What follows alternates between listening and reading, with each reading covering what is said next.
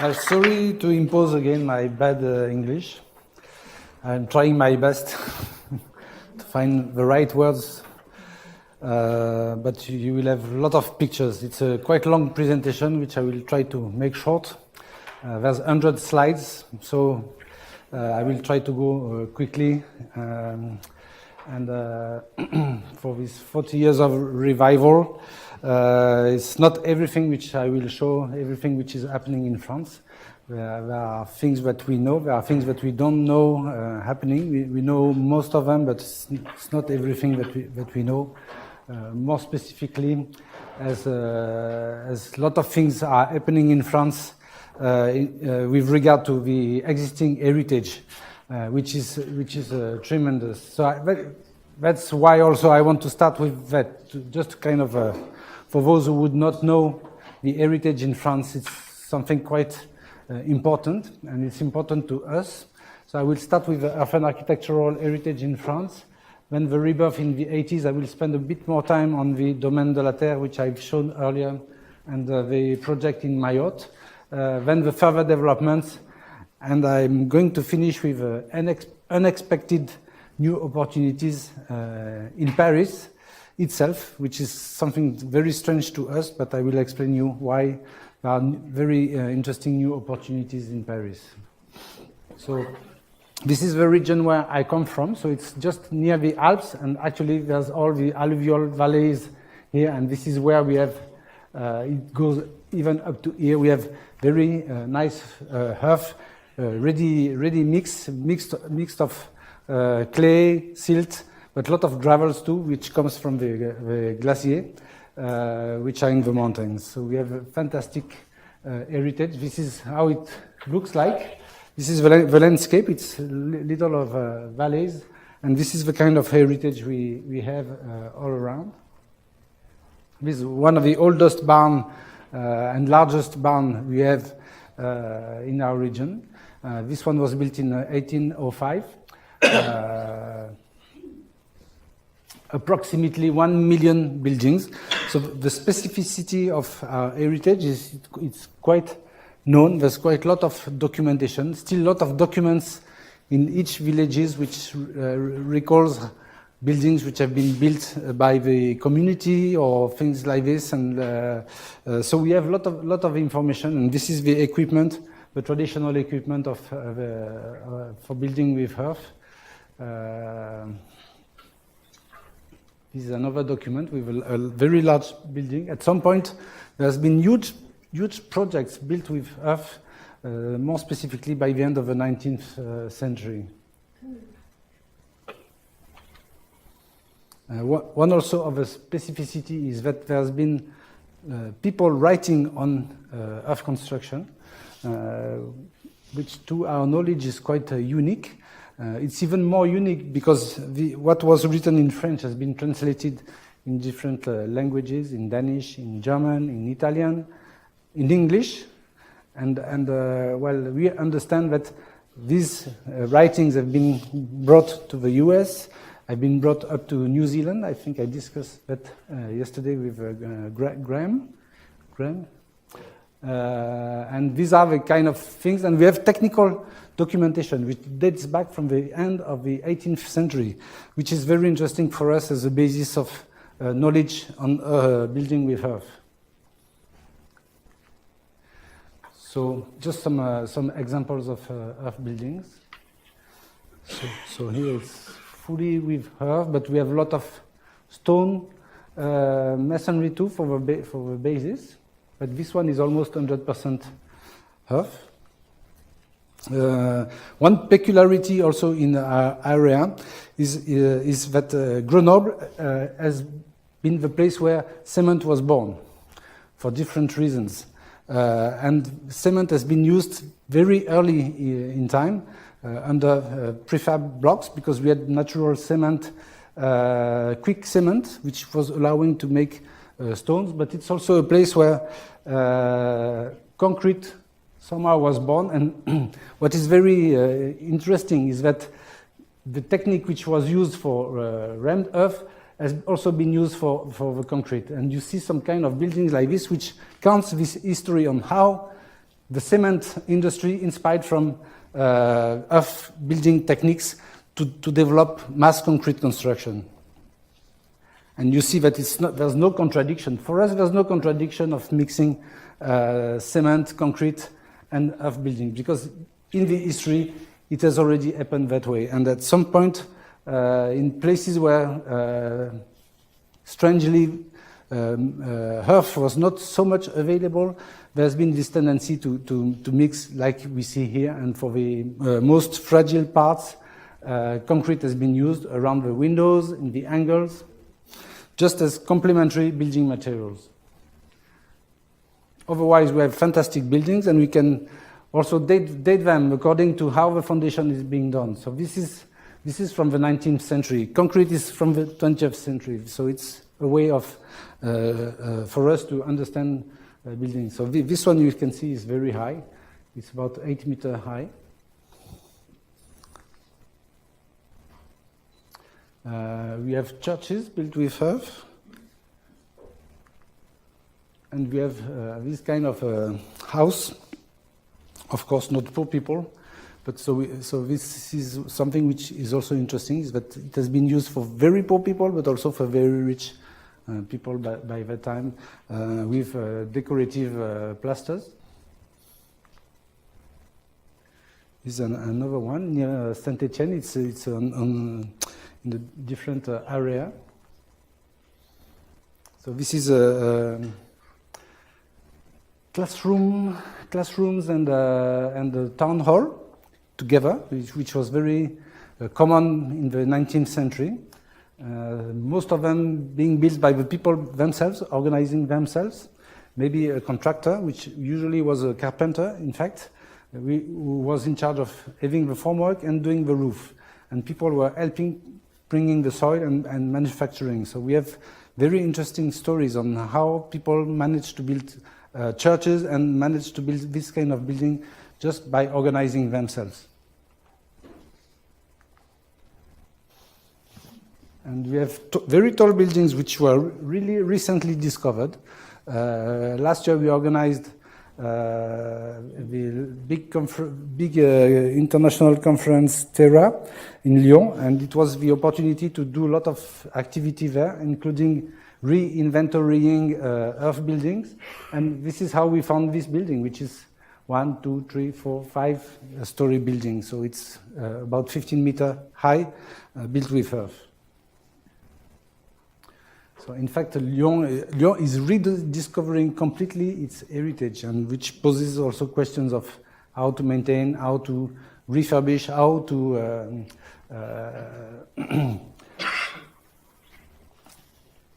how to rehabilitate also, because you are not living now as we were living in the 18th century, 19th century. So these buildings need to be rehabilitated. And this is an example of rehabilitation. And actually today, earth building in France is mostly the conservation of the heritage and its rehabilitation. We have a lot of problems with the issue of thermal insulation, because people are pushed to insulate their houses, and the trend now is external insulation, which on these buildings is terrible, because whatever you put outside the building doesn't allow for proper breathing. And as there's no waterproof barrier at the bottom, you always have a little damp in the walls. So if you put insulation outside, it's terrible. You can put insulation inside if it's if it has good properties for breathing, it's better. But even if it's just industrial materials, it's working. But outside, it's terrible. So we have a whole range of things. Historically, the things have been have developed in various directions. Actually, even Rhône-Alpes, we are wondering whether at some point it would not come from Morocco. And from Morocco, maybe it has come from China, through Iran. So it's things which, because of the equipment and the information we are getting now, is asking us some questions. And Morocco, we see some buildings dating back from 14th, 15th century, where the equipment is very similar to the one we had. And the traces we have of Remdorf in our region is mostly from the 18th century. What is torches? Torchi is Wattelendorp. Wattelendorp.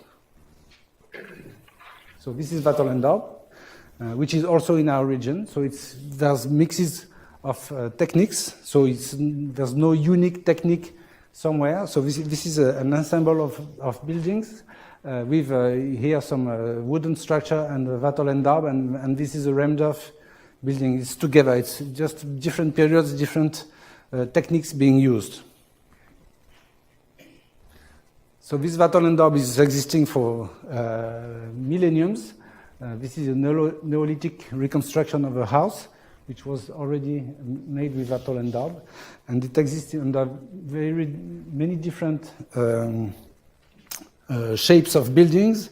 I think it's a good illustration here of a good hat and a good, good shoes, not very good shoes, but at least a good hat. Very good hat. Good. And many different shapes. So now we go in the southwest of France. And this is in Normandy. So we go all around France, free tickets for everybody. See again, good. It's a very rainy area here, and you see again good roof going down and good shoes here, very good shoes. And this is in Alsace. Champagne. In Champagne, you don't only make champagne, we also make Wattelendorp buildings. And those have been rehabilitated. This one has been rehabilitated. This church also. It's a monument. The city. It's even in the cities. It's not only in the rural areas that we have earth buildings. Also in cities. We've seen in Lyon, which actually they are rediscovering because people were forgetting that they had all this heritage. But this is the city of Troyes, which is in the middle of Champagne, with very interesting heritage. The city of Rouen. We also have cop buildings, whereas we don't have as many as in the Devon in England, but we have some in different regions. Usually very, very small buildings.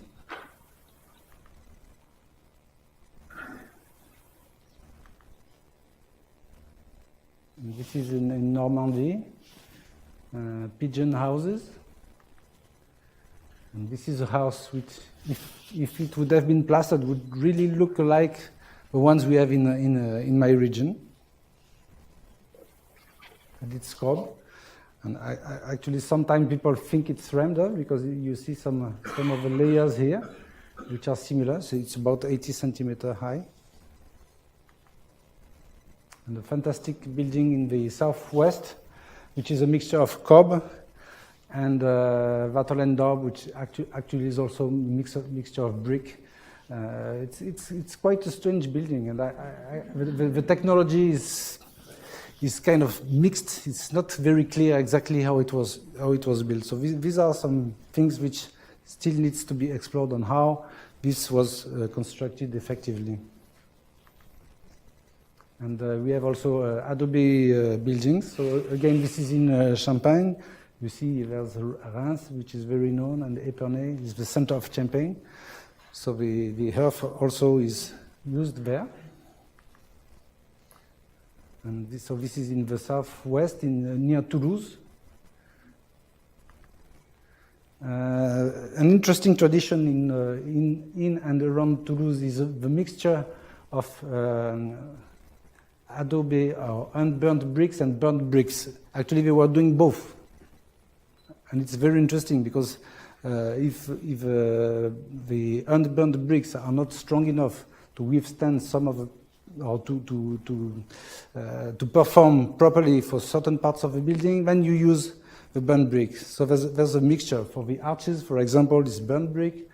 For around doors and windows, it's burnt brick. And what is very common there is because we have a lot of winds from the west.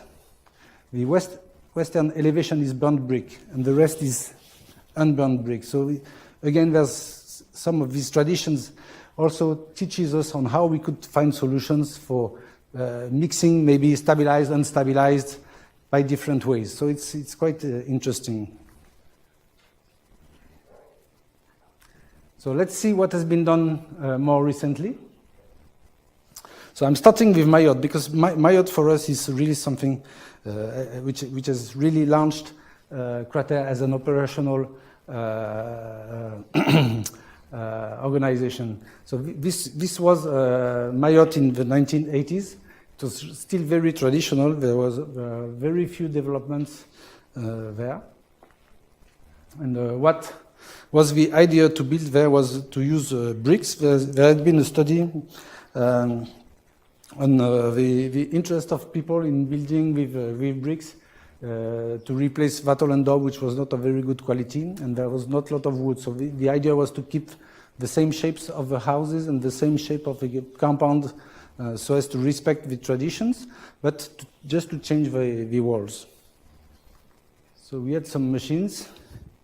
The founder of CRAterre is here, Patrice Doat, and we had some students who are still working with us. Pascal Rollet, you'll see later on some of the buildings he's doing now. He's quite a known architect. He won a prize in France, which is the higher, the best project of the year. So this was the first building being built. We like to make prototypes. From the prototype we learn, and we redesign a little bit, we make some adjustment, we look at the organization, so it's not only the design, it's also the people, how the people are organizing themselves. So from that then, we continue to develop projects. So this is the finished prototype, and then some of the houses which have been built. So in all, it's equivalent to 20,000 housing buildings which were built there. That means it was covering almost the whole of the island. And this is the Mayotte airport.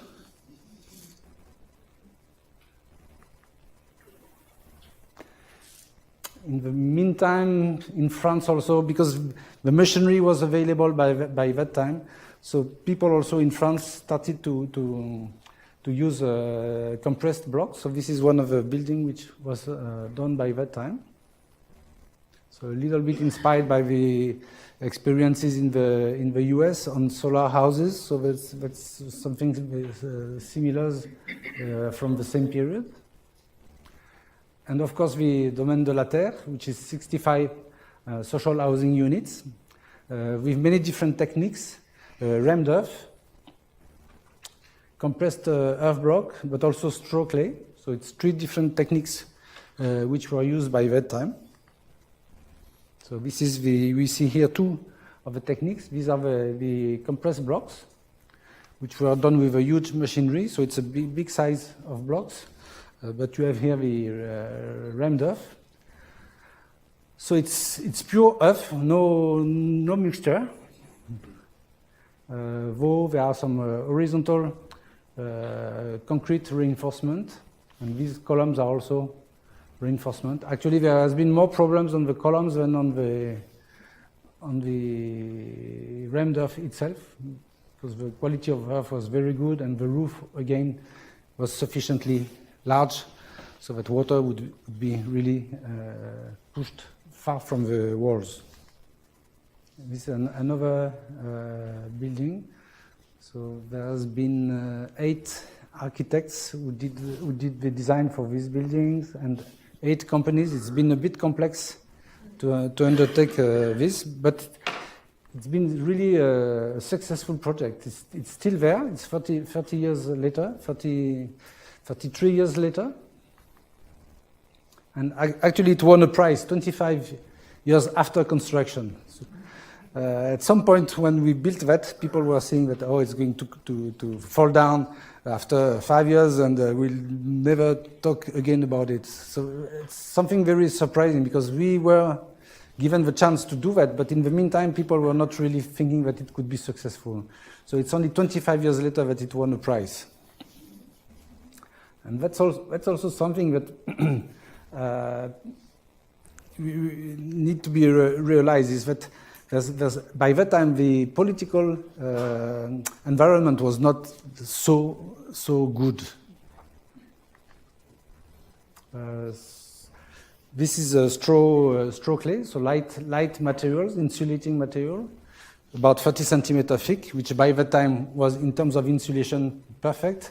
Today, with the new regulations, it's not enough, so we would need to make 60 centimeter thick walls, almost impossible. So it's a technique which is very interesting, but unfortunately, today, the interest in it is much reduced because of the regulations.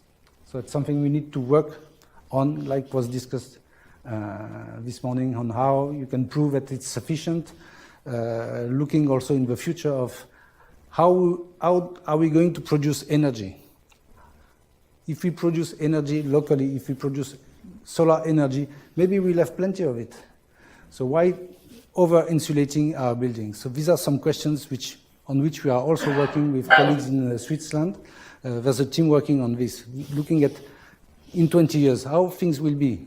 How are we going to produce electricity? And maybe we should reconsider everything altogether and not over-investing in buildings, knowing that if we over-insulate buildings, they are too costly. And today it's a problem, because it's difficult to build houses for the poor people in France, because they can't afford. Of the housing organization, they cannot cope with paying these over-insulated houses, and because the rental is not sufficient. So from this experience, people really weren't interested. But what happened a lot is there was no public demand.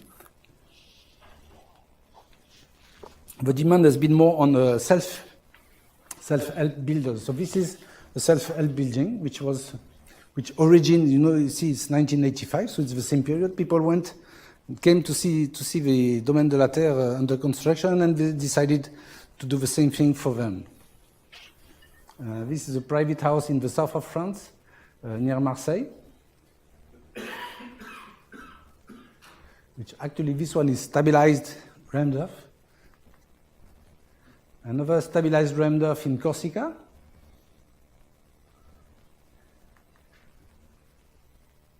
But as I said, the equipment for manufacturing of bricks was something which was very much of interest for many people. So this was developed a lot. And one of the ideas by that time was that let's try to use 100% earth. And inspired by the work of the Egyptian architect Hassan Fatih, but also information we had from buildings in Iran, in the central desert zones of Iran. We had a lot of information on building only with earth, so there was this idea, let's build with arches, walls, and cupolas. I understand we have a presentation by my friend who is now working in India. We were working together on these things. So this is what we are doing in our workshop in the School of Architecture with the students, just as experimenting different ways of building with that. I have to tell you that these are burnt bricks with mud mortar. So we could recycle, demolish, and reuse. And this is one of the major achievements that I had the chance to do. It's a 8 by 8 meter square cupola built with compressed bricks in Corsica. And this is another building in the south of France too.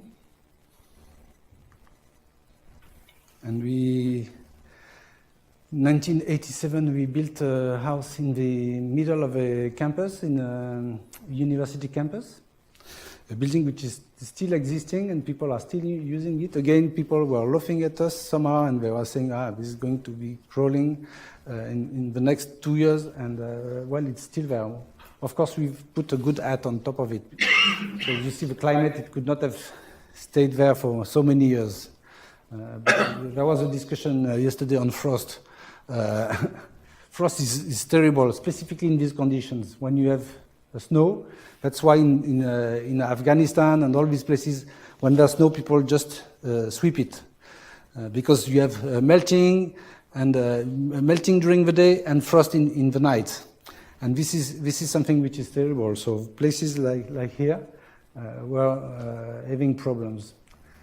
Though it's stabilized and it has been able to withstand two winters, and the building is still there. But it would not have lasted that long without the roof there. This is another experiment. It was called the Maison du Futur, so the House of the Future, which was built in Paris, 1988.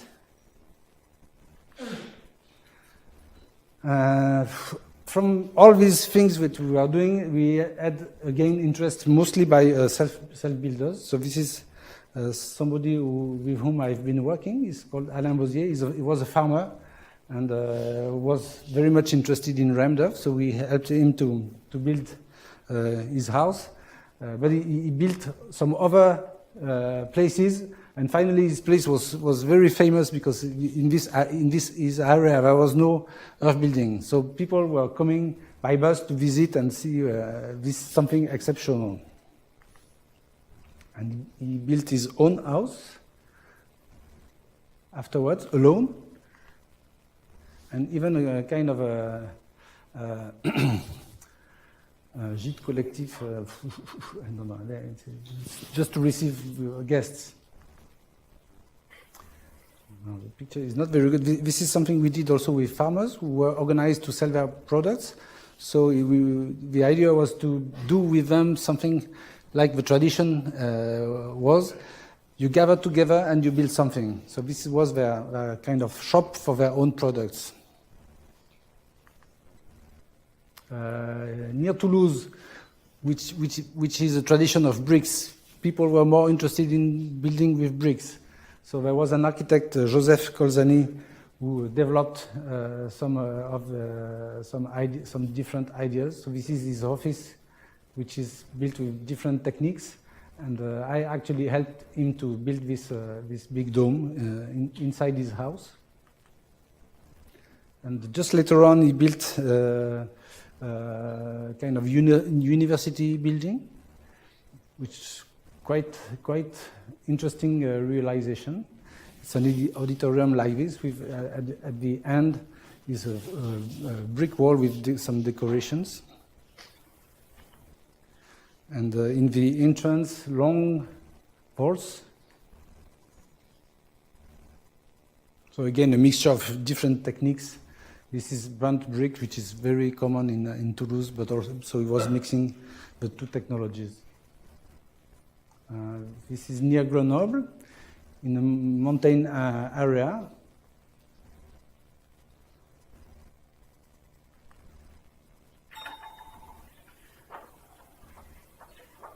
So different types of buildings made by different architects. It's a center for agriculture, mainly.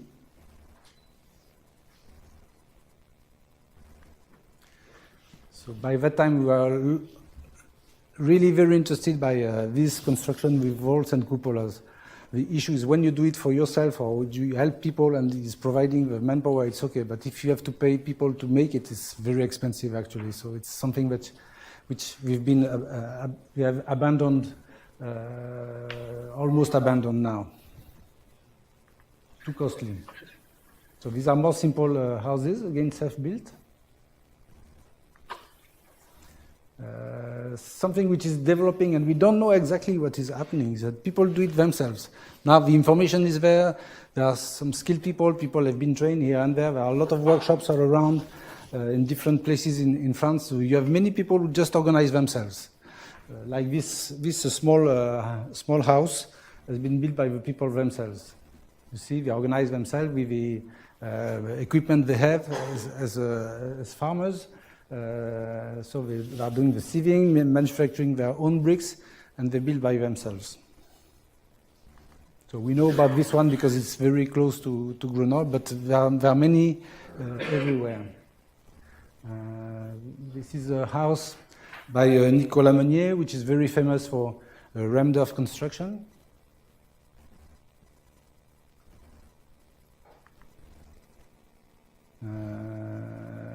Something we did for, it's called the village. It's a center where they receive homeless people. So we did some experiments in the School of Architecture. We worked with them on the design, etc. Trained on the construction of 2 units, and then we did all this alone. This is a big vault in a church with compressed blocks.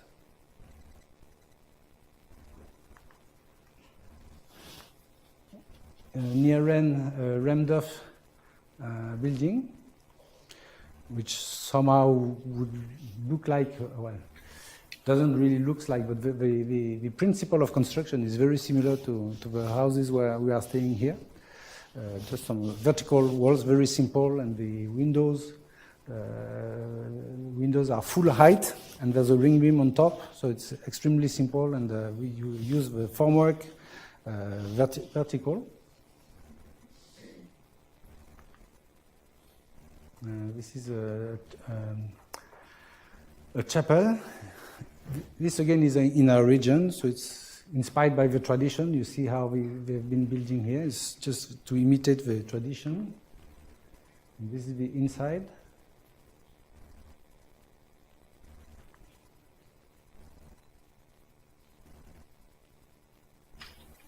So this is in the south west of France.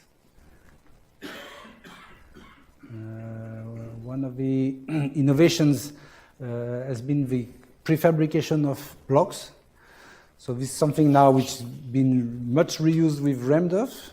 I think Martin Rauch has been somehow inspired by these first ideas, which have been developed from the and by the end of the 80s, which did not have larger developments, but this is a building which has been made with these big blocks. So it's 43 units in the city of Rennes. It's in Normandy.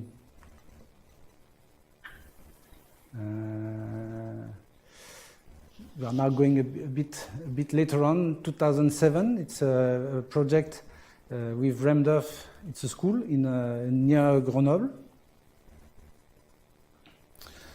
So it looks like it's stabilized, but it's not stabilized actually. It's stabilized just at the bottom here, and the rest is non-stabilized. This is a recent building, which is the Conservatoire Européen des Sols. It's again a scientific organization which keeps soils. So actually they found that it was a good idea to build it with earth. And the specificity here is that what is outside, probably poorly protected, is stabilized, and inside you have other walls inside, and they are not stabilized. So depending on where the material is being used, the properties you give to it are different.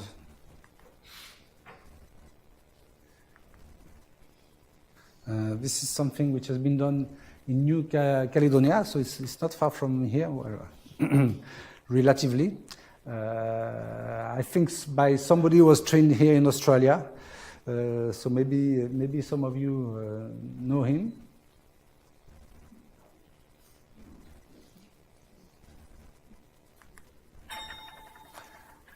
Five minutes? I gave you a 5-minute one 5 minutes ago. 5 minutes more. I have so many more things, but I will go a bit quicker.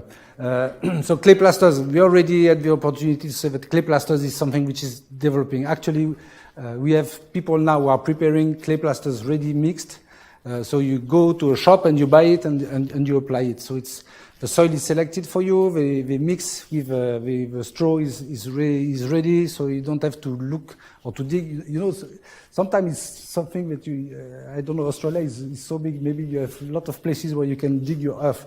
We have problems because all the land is occupied everywhere. So what people were doing in the history today is much more difficult for us. Because you cannot dig anywhere and find soil. So we also think of organizing where you can get the soil from, because if you need large quantities. So it's something which is a bit new. It's criticized by some people because there's transportation, and it's not in the tradition, but it's something which works because people cannot always take their time digging, and so you go to specialized shops and you buy it. So these are some type of plasters. There's a lot of artists who are interested by it and make very, very interesting things. So it's a very flexible material, and you can do so many things with it. So there's no limit in what you can do. Some even do some layers and scratch so that you see different color which is behind. So there's really a lot of creation or creativity which is possible with clay plasters. So these are just some examples. 5 minutes, we want to hear about Paris as well. Yes. So you mean it was finished already? No, we've changed it. More 5 minutes. Okay. So these are some examples of what can be done. Actually, this building doesn't look like an earth building, but there's earth plasters in many different places. So this is Pascal Rollet, who was working in Mayotte with us. He's now a known architect, and he's doing that in a really very modern area being developed in Lyon. I think we could see some of it. Mud plaster here.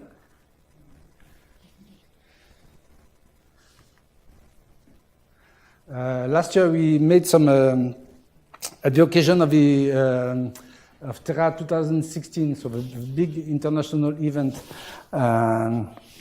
We made a prototype building, which the idea was to develop wood and earth.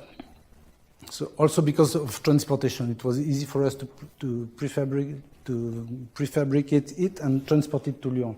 So it's a mixture of wooden structures and earth. And it was very successful. We brought it back to Grenoble. Very interestingly, we are going to make this building here.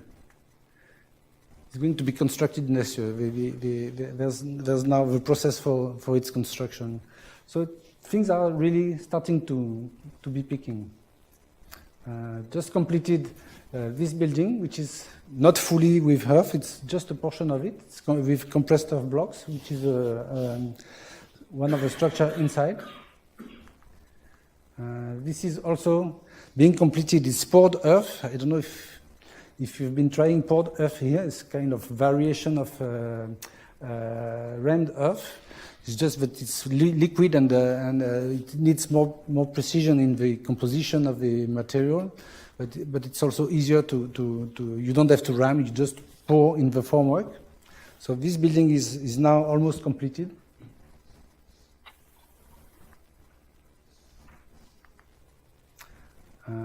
This one is going to be starting. I've shown it earlier. And Paris. So one of our colleagues in the School of Architecture is living in Paris. He has an office there. And there's been a lot of calls recently on how to reinvent Paris. So looking for new ideas. And so we had 3 projects actually which were presented in which people involved us. So there's interest in developing things, and it's part of the new ideas which people look at something which is a good opportunity. And our colleague designed this building, which was a bit of a crazy idea because he wanted to have it unstabilized, which I told him, my friend in Paris, unstabilized, first rain, you will have one gravel falling down, which happened in Domaine de la Terre, and people ask for plastering.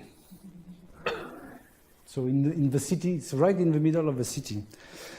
Still, this project has been doing some noise. People have been interested, and the people in charge of the new Grand Paris zone also realized that we have a problem and that this could become an opportunity. Within the Grand Paris, there's a train going round, an underground train going round the new city, which is going to be a huge amount of soil being extracted. And we don't know what to do with it.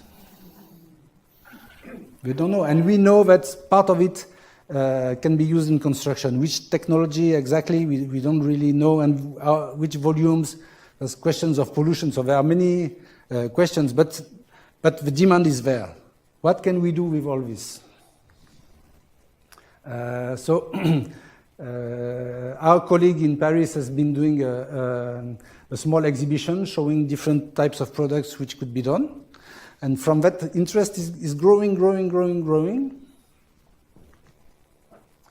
There's been a festival in July 2017, mostly with students, but again, people have come, visited, small buildings have been built. This is a building which is under construction too. It's not a natural picture. Today architects are so good in making things look. It's under construction, and it's not everything which is going to be with earth, but it's going to be raw earth, and it's a school building. Partitions between the classrooms will be with earth, which is the first step. That's how also now we try to do. We find the right place for the right material and not going too far because people are scared. So this is another building, which is going to be unstabilized, this one, but quite protected. So somehow it looks like here, like this building with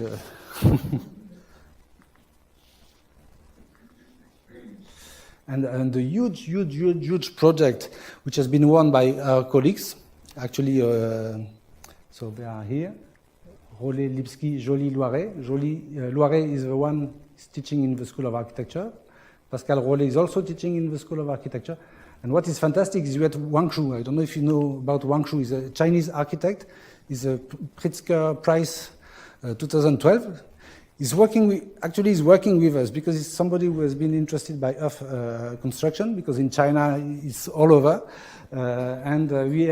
He's part of our UNESCO Chair organization, and he's been doing the competition with Pascal Rollet and Loiret.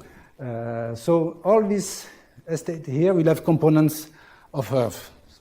So it's starting now. So how we are going to organize it, etc., we don't really know yet. But you see here, it's like bricks here, and we need to find people to do that. It's going to be a problem, but it's also going to be an opportunity to move forward in terms of norms and standards. So it's going to be very helpful because there's money, a lot of money here. So it's big size projects which, from these projects, you can really make progress. It's not in the small houses that we were doing before that we could afford to go forward. Voilà. Merci beaucoup.